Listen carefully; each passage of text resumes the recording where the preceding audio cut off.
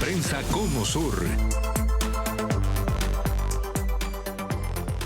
Hola, ¿qué tal? Un gusto saludarlos desde el Centro Internacional de Noticias de NTN 24 en el Cono Sur. Soy Angie Gutiérrez. Bienvenidos. A golpes e insultos finaliza en Argentina, en el Parlamento, la sesión en donde los diputados de este país abordaban el escándalo de la criptomoneda que involucra al presidente Javier Milei y la emergencia que se vive en Bahía Blanca por cuenta de las inundaciones. Revisemos lo que sucedió.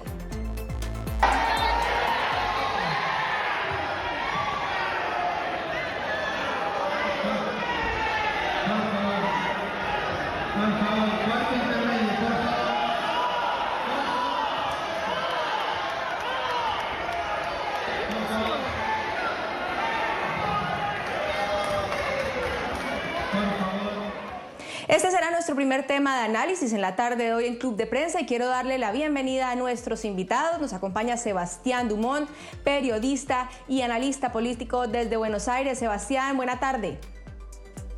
¿Qué tal? ¿Cómo les va? Buenas tardes. Un saludo grande y, como siempre, el placer de estar con ustedes. También nos acompaña Verónica Benaín, periodista de política del diario Tiempo Argentino, también en Buenos Aires. Verónica, un gusto tenerte esta tarde con nosotros. Un gusto para mí. ¿Cómo les va? Bien, Verónica y Sebastián, quiero comenzar contigo. Veíamos las imágenes de lo ocurrido esta semana en el Parlamento, pero ¿qué desencadenó esta pelea? Bueno, hay varios aspectos a tener en cuenta en la discusión y en la vergüenza de lo que se vio en el Congreso, dentro del Congreso, que es lo que vamos a referirnos, y fuera del Congreso, que también ha sido noticia en la República Argentina, donde la palabra barras bravas pareció esparcirse tanto dentro como fuera del Palacio Legislativo, ¿no? Porque afuera veíamos a los manifestantes, adentro a diputados que se comportaron como tales en algunos casos. Había una discusión que es la conformación de la comisión investigadora para avanzar sobre la información de lo que pasó con el escándalo de la criptomoneda Libra, que ustedes saben fue promocionada por el presidente de la Nación, Javier Milei. Finalmente, cuando estaba a punto de ser avanzar ese tema en el recinto, hubo una maniobra del oficialismo, del presidente de la Cámara, para que no haya quórum, o por lo menos entienda que en ese momento no había quórum. Esto disparó una discusión entre diputados del propio oficialismo de la Libertad Avanza o cercanos a la Libertad Avanza, que en algún punto hasta se tomaron a golpes de puño, lo cual obviamente hizo que todo fracasara y que terminara en un verdadero escándalo. Pero en el fondo, lo que había allí en la discusión era la conformación de la comisión de investigación en el tema de la criptomoneda Libra y también, que no es un dato menor, la conformación de algo que ya venía siendo muy discutido, incluso filas adentro de la Libertad Avanza, que es la conformación de la comisión de juicio político, que no es un tema menor y que una vez más la oposición en la Argentina, o un sector de la oposición en la Argentina, hizo, a partir de lo que sucedió con la criptomoneda o con el escándalo de la criptomoneda Libra, una solicitud para que sea enjuiciado políticamente el presidente Javier Milei. Verónica, más adelante hablaremos de lo que ocurrió a las afueras del Congreso, como mencionaba Sebastián, pero puntualmente con lo que ocurrió al interior, ¿cómo lo recibió la opinión pública, la ciudadanía? Ver este escándalo de los líderes que están tratando los temas más importantes del país. Mira, yo soy acreditada en el Congreso de la Nación hace 10 años por lo menos. Cabe destacar que en realidad lo que sucedió en la sesión se hizo un pedido de emplazamiento para tratar el proyecto de creación de una comisión investigadora. Esto se va a tratar la semana que viene en comisiones y la cuestión de la comisión de juicio político es el conflicto que se vuelve a renovar en esta sesión, un conflicto interno que de hecho hizo incluso que al otro día no se pudiera tratar el DNU que firma Javier Milei para restablecer un nuevo acuerdo con el Fondo Monetario Internacional. Tiene que ver con las designaciones y una pelea interna de quién va a presidir esa comisión, que entre otras cuestiones tiene la facultad de hacer la investigación para proponer al Senado que avance el juicio político y se destituya, por ejemplo, a la figura de, en este caso, el presidente Javier Milei, que es uno de los pedidos de juicio político luego del caso de la criptomoneda. La realidad es que, siendo acreditada hace muchos años, son prácticas que también vi en otras oportunidades, como por ejemplo, son muy similares a las que sucedían durante el gobierno de Mauricio Macri. En ese momento tal vez había algunas cuestiones medias agresivas en el recinto de oposición a oficialismo. Lo que llama la atención en esta oportunidad es que es el mismo espacio opositor el que de alguna forma complica el mismo funcionamiento del oficialismo. En este caso, por eso se dice o se deja entrever que la maniobra que sucedió en el recinto entre el diputado Sago y el diputado Almirón, y por otro lado la diputada Lemoyne y también Pagano, que sería la supuesta titular de esta comisión de juicio político, es algo armado, porque la realidad es que la Libertad Avanza termina de alguna forma con la figura del presidente Martín Menem de la Cámara de Diputados levantando esta sesión y que no se trate la situación del juicio político.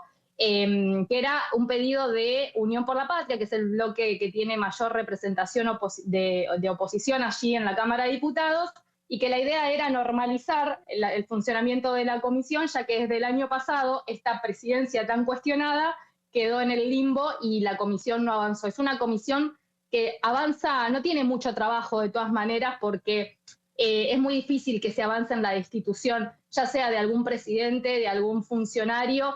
Incluso en algún momento se trató de avanzar en la destitución de los mismos ministros de la Corte Suprema de la Nación, pero es una comisión que es bastante compleja dentro de lo que es el Congreso de la Nación.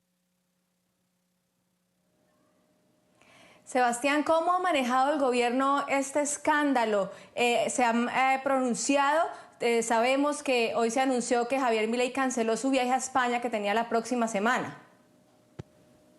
A ver, el gobierno tiene una forma muy particular de analizar los hechos políticos, que son hechos que, como recién decían, se repiten a lo largo de la historia. Es decir, no es nuevo, no son nuevos los escándalos.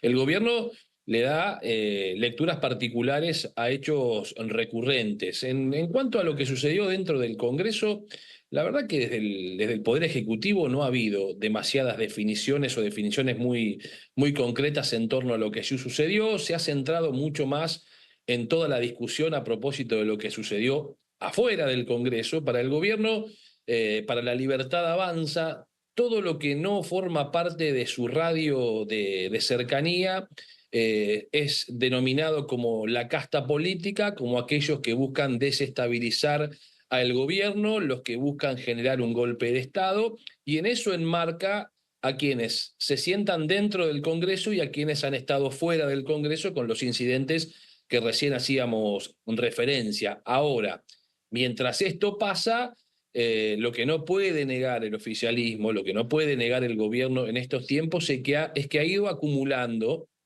una serie de desaciertos producto de sus propias internas, de sus propios errores, que han puesto a la oposición en un lugar distinto, sobre todo cuando además se inicia un año electoral y todo esto tiene un significado diferente. Así que el gobierno se va a parar desde el punto de vista de su discurso en el mismo lugar que lo ha hecho hasta aquí.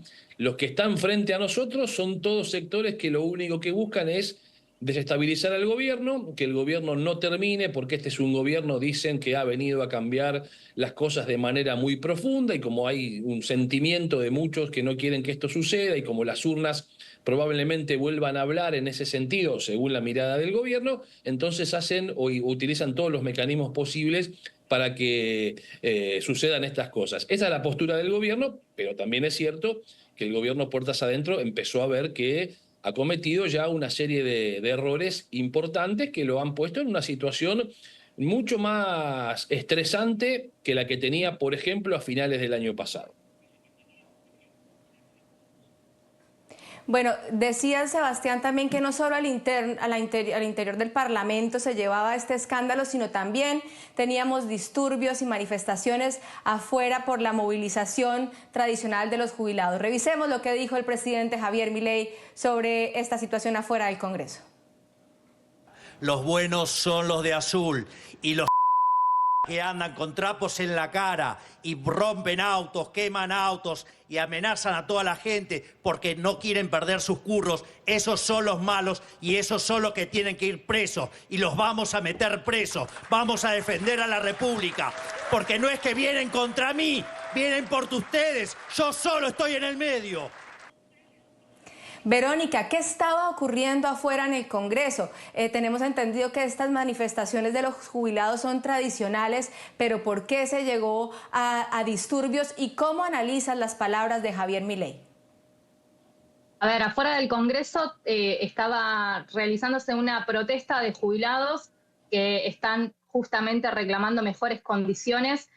Hoy una jubilación mínima en Argentina representa un monto muy, muy bajo en relación a lo que significa la canasta básica y que no alcanza ni para que cubran sus necesidades básicas, sobre todo teniendo en cuenta el precio de los medicamentos, ¿no? Para los jubilados.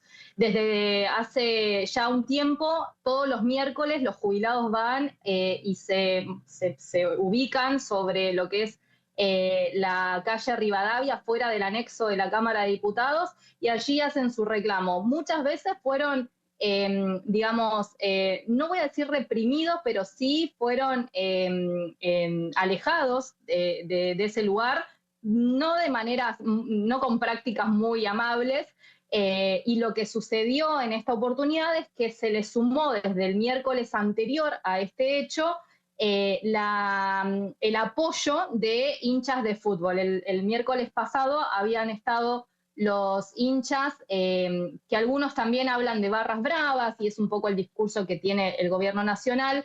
Lo cierto es que muchos hinchas de Chacarita ya habían participado, y en esta oportunidad se esperaba que haya como el ambiente un poco más tenso, porque se esperaba que se sumaran varios hinchas de distintos clubes de fútbol de la Argentina. Había más de 20 equipos participando.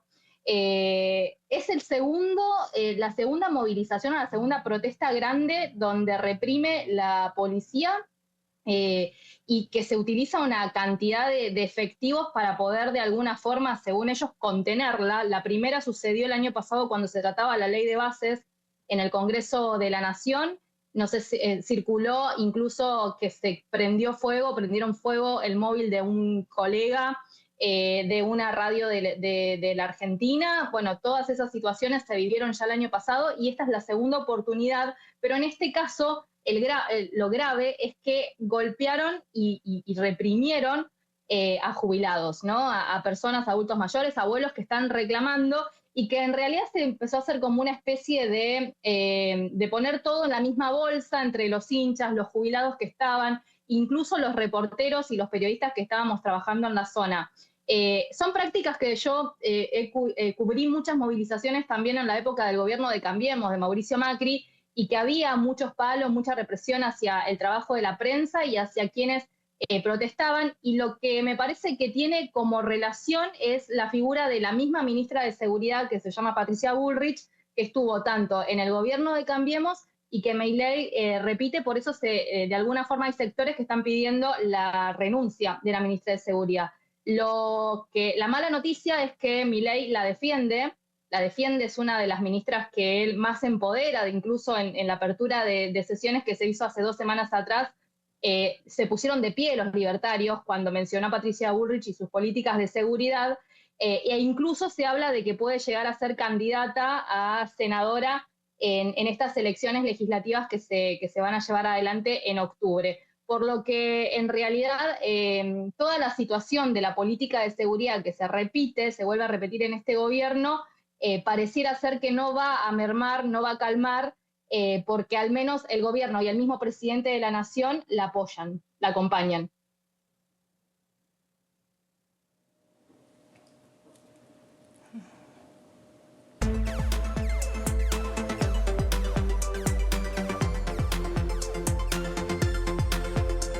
Hola, hola.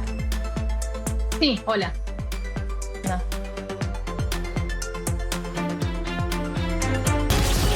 Ya regresamos con Club de Prensa Cono Sur por NTN 24, el canal de las Américas.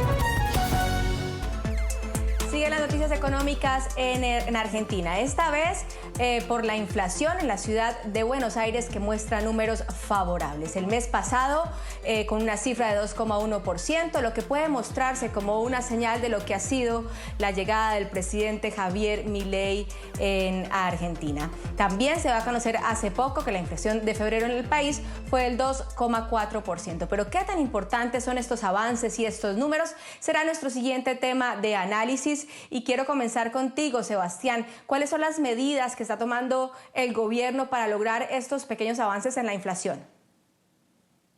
Te diría que el dato de la inflación de febrero, que acaba de ser conocido, el 2,4, lo que lleva a la inflación interanual en el 66,9%, es el activo más importante que tiene el presidente Javier Milei en términos políticos, sobre todo comenzando un año electoral, porque mientras este proceso de desinflación, más allá de que el 2,4 de febrero es porcentualmente algo más elevado que el 2,2 que había sido la inflación de enero, el gobierno explica que lo que ha impactado en la inflación de febrero es una suba del precio de la carne, que le ha agregado a ese dato de inflación un 0,6%. Entiende el gobierno que si la carne no hubiera aumentado estacionalmente lo que aumentó en febrero, la inflación ya estaría por debajo del 2%. Digamos, este es el relato del gobierno a partir del dato de la inflación conocida en el día de hoy, que, como decía, es producto de un apretón fiscal muy significativo, muy notorio, de una eliminación de emisión de pesos en términos prácticos. Hay toda una discusión, de todas maneras, en la Argentina si efectivamente no hay emisión secundaria que pueda ser perjudicial en el futuro, pero en el mientras tanto, los números fiscales han mostrado que esa retracción de la emisión, ese fortísimo ajuste que se ha hecho del gasto público, entre otras cosas, impactó también para que el proceso de desinflación comience a notarse con mucha claridad en la Argentina, lo cual, por supuesto, también trajo consigo una parálisis en la actividad en el comienzo del gobierno de Javier Milei, que en algunos sectores de a poco va recuperando y en otros todavía está lejos de esa recuperación. Pero sostener la inflación en un camino descendente, más allá de lo que puedan ser estos pequeños rebotes, incluso cuando se conozca la inflación del mes corriente, es decir, la inflación de marzo, es probable que todavía le cueste perforar el 2%. Para el gobierno es su principal activo político y se enlaza con otra cuestión que también está en la mesa de discusión, y es el tipo de cambio, es decir, cuánto vale el dólar en la Argentina. Por eso el gobierno necesita con alguna urgencia terminar de cerrar el acuerdo con el Fondo Monetario Internacional para tener previsibilidad y que el tipo de cambio, el dólar, no se dispare y que ese ritmo de devaluación del peso del 1% mensual se mantenga a los fines de que la inflación esté controlada y de esta manera llegar lo mejor parado posible a las elecciones, porque reitero, mientras el gobierno pueda cometer errores políticos como lo que hemos visto e incluso las dudas que han generado escándalos como lo de la criptomoneda, pero sostengan esta política económica, la desinflación y tranquilo el tipo de cambio, el gobierno entiende que tiene chances electorales de hacer una buena elección en el mes de octubre.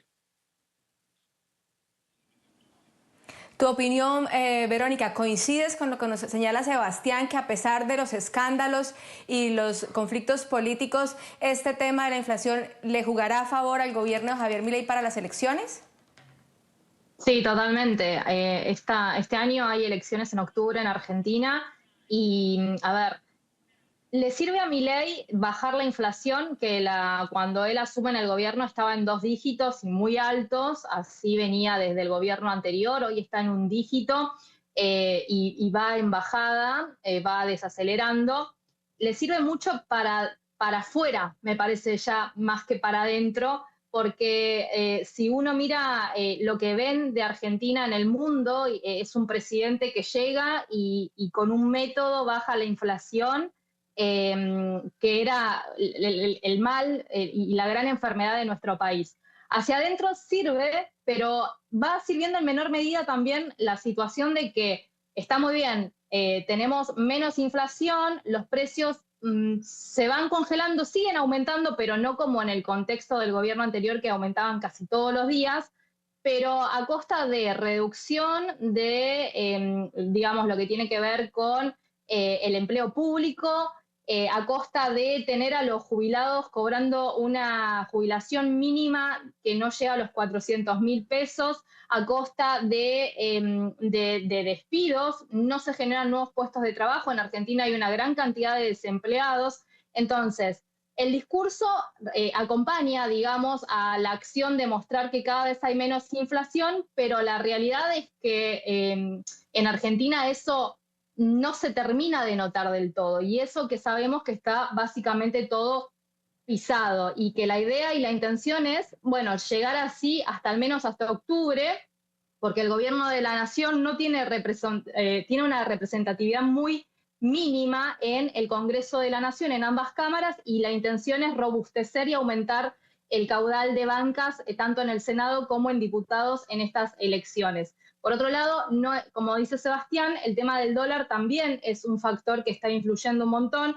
Milei el 1 de marzo, que es la apertura de sesiones del Congreso, dijo: este año vamos a salir del cepo, el cepo cambiario, esto que nos viene rigiendo como medida económica de otros gobiernos, y la intención por eso es avanzar con este acuerdo con el Fondo Monetario Internacional de, bueno, que nos den más dólares para poder robustecer el Banco Central y empezar a seguir estabilizando el dólar desde hace unos 6 meses que está más o menos en el mismo precio, teniendo en cuenta que en Argentina también el dólar disparaba todo el tiempo. Es un país que sufre de mirar todo el tiempo a cuánto está el dólar. Eso se mermó porque está estabilizado desde hace ya medio año aproximadamente, pero también a costa de seguir endeudándose con el organismo internacional que es el Fondo Monetario, y que a Milei digamos, lo incentiva más que Donald Trump sea el presidente, porque a través de la presidencia norteamericana del republicano, Milei también termina generando ciertos apoyos y gestos con el Fondo Monetario Internacional por la intervención de Trump. Pero bueno, todo eso nos sigue atando de alguna forma a Estados Unidos y a los intereses que tiene Estados Unidos en el mundo, digamos, ¿no? Entonces, hay toda una cuestión ahí que acompaña de alguna forma desde lo superficial el discurso que tiene Milei, pero que se percibe, y muchos economistas, yo soy periodista parlamentaria, pero muchos economistas saben o ya vaticinan que esto es una bomba de tiempo. Sostener la economía tal como está no se puede llevar mucho tiempo más. Entonces, hay gran preocupación en ese sentido. Sebastián, ¿cómo vive la gente? ¿Cómo reciben estas cifras?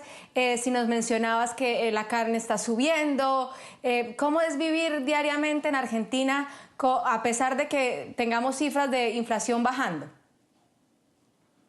Es que ahí es donde radica la principal diferencia y por qué Milei cosecha, entre otras cosas, adhesiones importantes y que aún sostiene, más allá de algún movimiento en su imagen, en la imagen personal del presidente y también en la imagen de su gestión. La inflación descontrolada desordena la vida de manera cotidiana. La inflación más controlada, porque recordemos que la inflación de la Argentina, para que tengamos en cuenta, del 2,4% en febrero, es mensualmente prácticamente la inflación que tienen los Estados Unidos en todo un año, para que comparemos. Es decir, Argentina sigue siendo uno de los países con la inflación más alta del mundo. Es cierto que se está reduciendo, es cierto que se está disminuyendo, pero todavía sigue siendo importante la inflación que tiene la Argentina si la comparamos con, ni siquiera yo hice la comparación con los Estados Unidos, vamos a compararla con los países de la región, Uruguay, Paraguay, Chile, Brasil, que ha tenido en su último dato poco más del 5% anual. Argentina tiene 66, casi 67% anualizada. Pero claro, si nos paramos en lo que venía o en la aceleración que tenía y en la que tiene, ordena de otra manera la vida y esto se siente, se nota y genera mayor tranquilidad. Ahora, yo lo que denomino que el gobierno tiene en el 2025, para darlo a manera de título, es el año de las 2 cifras. ¿Por qué? Porque pretende que la inflación termine en 2 dígitos. También pretende que la elección la pueda ganar por una diferencia a sus adversarios de 2 dígitos, y el otro aspecto que podría terminar a fin de año con 2 dígitos, y esto es preocupante, es el desempleo, como consecuencia de las políticas de ajuste que han llevado a que la inflación disminuya. Ya hemos tenido algún ejemplo en la historia de la Argentina que con alto nivel de desempleo los oficialismos o el oficialismo de entonces pudo ganar las elecciones porque había logrado domar la inflación y generó una situación de convertibilidad de un peso igual a un dólar. Bueno, hoy estamos en la Argentina en una situación similar en cuanto a la convertibilidad de un peso o de un dólar a 1.200 pesos y no se mueve más del 1% mensual. Por eso, en la vida cotidiana hay mayor orden porque los precios no aumentan de manera descontrolada. El problema está en que todavía no hay una recuperación acorde en los ingresos y sobre todo en los sectores informales de nuestro país, que por ejemplo, a diferencia de la década del 90, son mucho más importantes. Esos sectores son los que no pueden recuperar capacidad de su salario, capacidad de compra, y son los que están allí muy latentes a la hora de evaluar qué es lo que van a sufragar, si le reconocen a Milei que la inflación ha bajado o si no le reconocen a Javier Milei ese aspecto como el más importante y creen que su salario o sus ingresos deben ser mejorados, y en ese sentido crece el humor o el mal humor de la población. Claro. Esta semana el ministro de Economía de Argentina, Luis Caputo Asía, enviaba un mensaje haciendo un llamado para invertir en Argentina. Revisemos. Recordemos dónde estábamos hace un año, ¿no? En particular el campo. No se podía planificar absolutamente nada. No se sabía lo que iba a pasar al día siguiente. No tengan duda que lo mejor está por venir. Así que de este lado yo los invito a lo que ya están haciendo, a invertir más que nunca, a permitirse soñar más que nunca, a recuperar el orgullo de ser argentino, porque como digo siempre, no tengan duda que hay momentos en la historia en que la historia cambia, y que este es uno de esos momentos. Así que vamos por todo. Verónica, ¿cómo analizas estas declaraciones del ministro de Economía? ¿Están dadas las condiciones para invertir? ¿Es un buen momento de invertir en Argentina? Bueno, el ministro de Economía, Luis Caputo, está también bajo la lupa porque ustedes saben que fue funcionario del gobierno de Mauricio Macri, y que, bueno, de alguna forma termina ahora avanzando con un acuerdo con el Fondo Monetario Internacional a través de un decreto de necesidad y urgencia. Esto hace que todos los acuerdos con el Fondo Monetario Internacional por la ley de fortalecimiento de la deuda tienen que pasar por el Congreso de la Nación, por lo que desde la oposición parlamentaria dicen que este acuerdo es totalmente inconstitucional. Incluso esta semana hicieron una denuncia penal contra el presidente y sus funcionarios, incluyendo al ministro Luis Caputo. La realidad es que, bueno, a partir de la ley de bases se marcaron nuevos horizontes, se hizo como una especie de régimen para promocionar grandes inversiones, pero sigue siendo una incógnita, bueno, ¿qué va a suceder, no? Si bien la economía está de alguna forma estabilizada o entre muchas comillas planchada, hay, digamos, beneficios impositivos para que algunas empresas inviertan en el país. Argentina siempre históricamente ha sido como un lugar de mucha incertidumbre. Y que un gobierno haga acuerdos, digamos, a las espaldas y bajo un manto de oscuridad con un organismo internacional, la realidad es que no da mucha certidumbre de qué es lo que va a suceder. Está bien, el gobierno hablaba del campo, Caputo, el campo está pidiendo que se le quiten las retenciones que tienen en cuanto a lo impositivo. El campo venía de una buena racha, ahora se habla otra vez de el campo cuando entra en sequía, tiene que ver mucho con la lluvia, con las inundaciones, con la sequía, bueno, con las cuestiones climáticas, y hay advertencias desde el sector y por eso también están pidiendo que se les bajen el tema de los impuestos, se los lleven a cero, que es un poco el gran reclamo, pero es es difícil de decir, Claro. sí, está todo dado ciertamente para que avance, ¿no? Siempre se genera un halo de incertidumbre en la situación.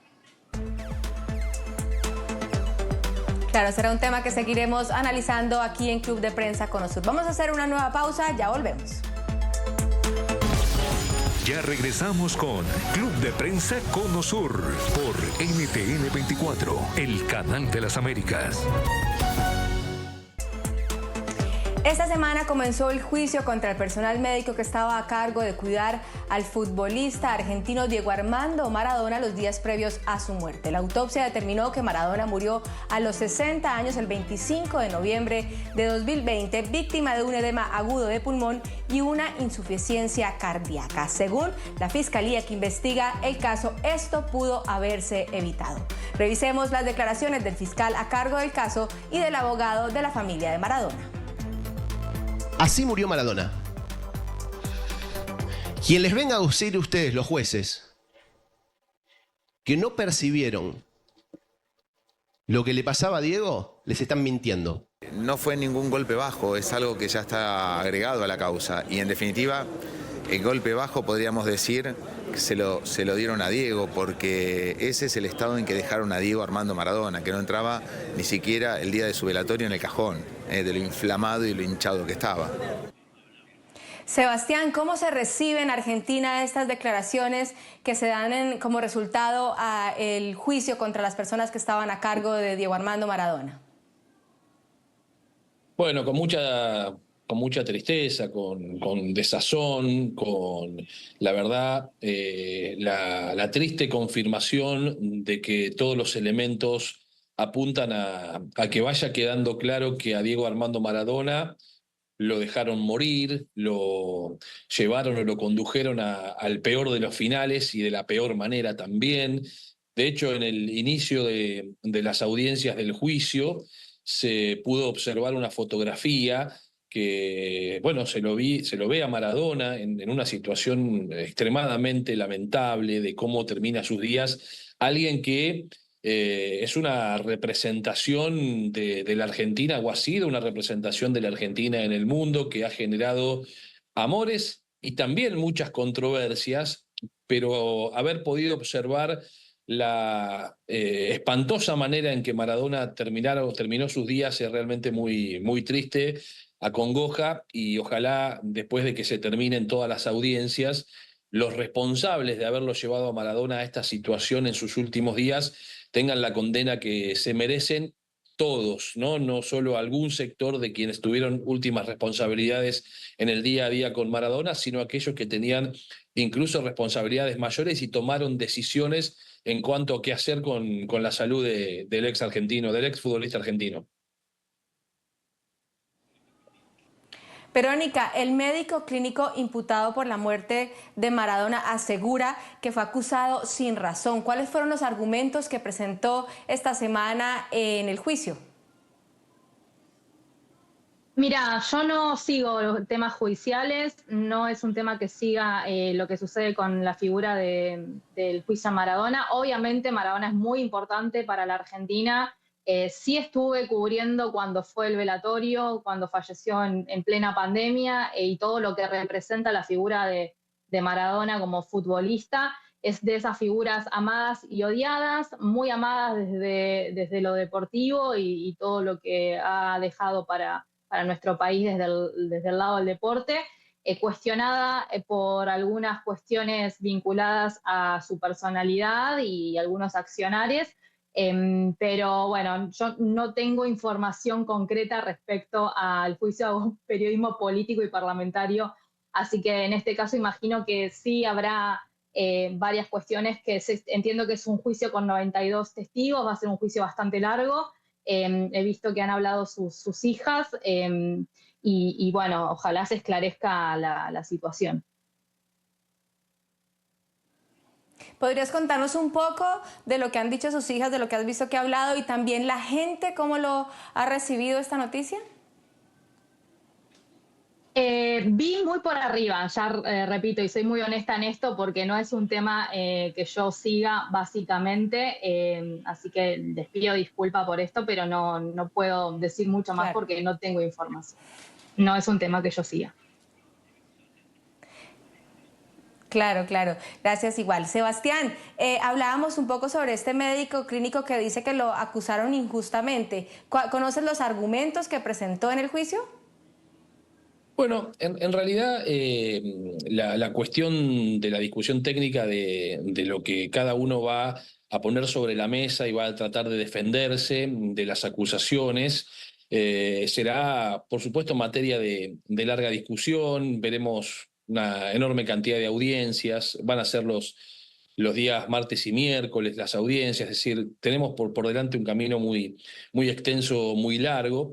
Los argumentos de los facultativos es que ellos hicieron todo lo que correspondía hacer en una situación de estas características ante un paciente que también, por supuesto, no era un paciente fácil ni simple, que tomó determinaciones muchas veces por su propia voluntad y la de los hombres y mujeres más cercanos a Maradona que terminaron avalando esas decisiones. En ese contexto, bueno, hay muchos claros oscuros, ¿no? En audios que han trascendido, en comunicaciones, en cuanto a si efectivamente el tratamiento que le daban a Maradona después de haber sido intervenido quirúrgicamente, porque recordemos que Maradona, días antes de su muerte, es intervenido quirúrgicamente de un edema subdural, que tendría que haberse ido de la clínica a un centro de rehabilitación y sin embargo no se fue a ese centro de rehabilitación, terminó en una casa en Tigre, que además han trascendido las condiciones en las que estaba allí en ese domicilio.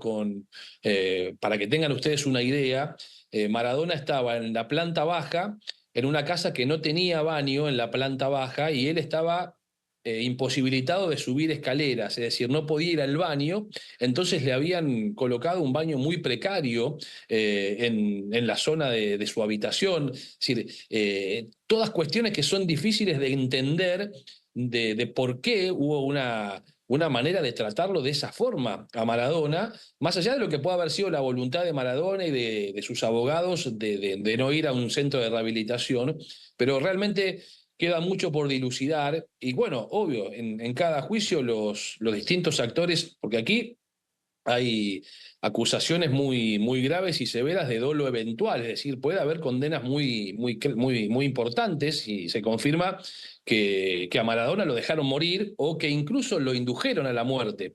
Y es obvio que los facultativos van a hacer todo lo posible para tratar de alivianar su situación judicial. Veremos cuál es el correr de la información que va surgiendo a partir de lo que se va a ir dando a conocer en el juicio. Yo les digo, en la primera audiencia fue ya muy impactante la fotografía de ver cómo Maradona transitó sus últimos días de vida. Bueno, queda tiempo para saber qué ocurre con este juicio. Vamos a hacer una nueva pausa en Club de Prensa Conosur, ya volvemos. Ya regresamos con Club de Prensa Conosur por NTN 24, el canal de las Américas. Se nos acaba el tiempo en Club de Prensa Conosur. Quiero agradecer a nuestros invitados de la tarde de hoy. Nos acompañó Sebastián Dumont, periodista y analista político desde Buenos Aires. Sebastián, muchas gracias por tu tiempo. Muchas gracias, el placer de siempre y hasta cualquier momento. También agradecerte a Verónica Benaín, periodista política del diario Tiempo Argentino en Buenos Aires también. Verónica, gracias por tu tiempo. Gracias, Angie, y gracias a todos ustedes, siempre a disposición. Hasta luego. Y ustedes sigan conectados con el canal de las Américas. Buen fin de semana.